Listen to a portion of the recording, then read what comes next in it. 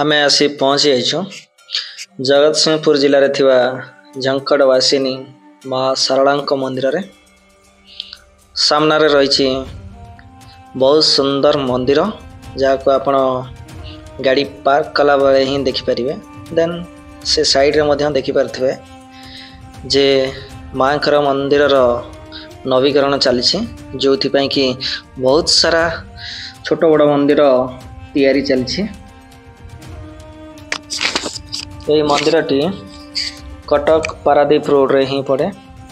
माँ सारला मंदिर जहाँ जगतसिंहपुर जिले में अवस्थित। मंदिर कारुकार्य अति रमणीय एवं मनमुग्धक रही।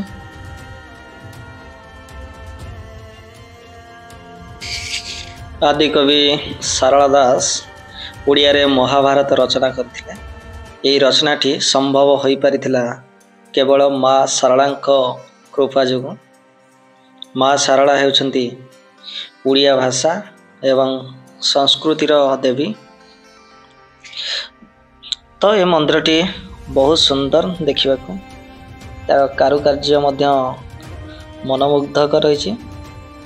तो ता सामने थिबा एक मंदिर कंस्ट्रक्शन काम चलछि जेहेतु सबु मंदिर गुड़िक नवीकरण करायाउथला तार चतुर्पार्श्व से बहुत सुंदर भाव में सजासजी चली।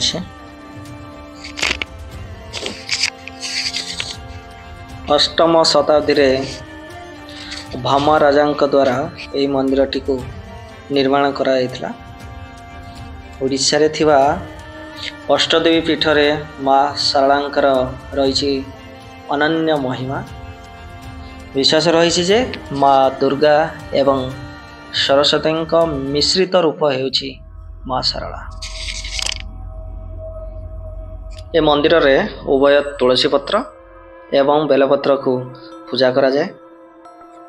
माँ सारलांक पादुक पाई अनेक रोग विनाश होता है।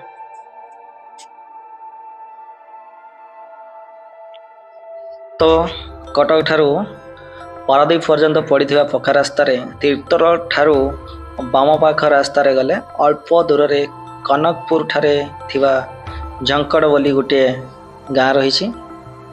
सेठारे अति सुंदर परिवेश मध्य बहु वर्ष पूर्व एठारे माँ सारलांकर शक्तिपीठ रही। यही मंदिर रे माँ सारला पूजा पाई आसुचंती। अनेक कवि लेखक पाला गायक एवं अनेक सरस्वत साधक निजर अभिलाष पूरण पाई माँ को दर्शन करने आसी।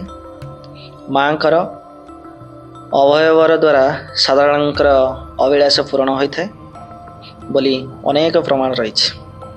यही झंकड़ ठारे प्रसिद्ध आदिकवि सारला दास जन्मग्रहण करथिले। कनकपुर ठारे सारला दासकर समाधिपीठ रही। सारला दास ओडिया रे महाभारत रचना करी सारा राज्य तथा विश्व रे ख्याति अर्जन कर। सारला दास को शूद्रमुनि बोली आख्या दे जाइछि। शह शह वर्ष तले उत्कल रे शासन करुवा केशरी वंशर राजा बराह केशरी माँ सारलांकर मंदिर निर्माण कराइथिले बोली प्रमाण रही। एठारे वर्षर केतेक प्रसिद्ध पर्वर मेला उत्सव को पालन करा जाए। अनेक यात्री एठा को आसी थांती। यह व्यतीत यही जगतसिंहपुर जिले शालीजंग ठारे महिमाधर मठ बिगल रे गणेश्वर पीठ कुंडेश्वर शैवक्षेत्र नाउगाँ सारई रे श्री जगन्नाथ मंदिर आदि सब रही। तो मंदिर बहुत सुंदर पुरातन कारुकार्य रे पूरी रही। चतुर्पार्श्व अति रमणीय रही। तो मंदिर भितरे बा ता परिवेश भितरे आपण को पूजा दुकान मध्य मिल जिवो।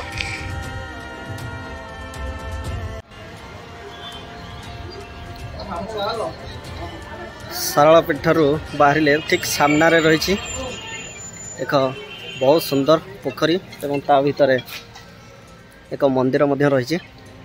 देखिपारे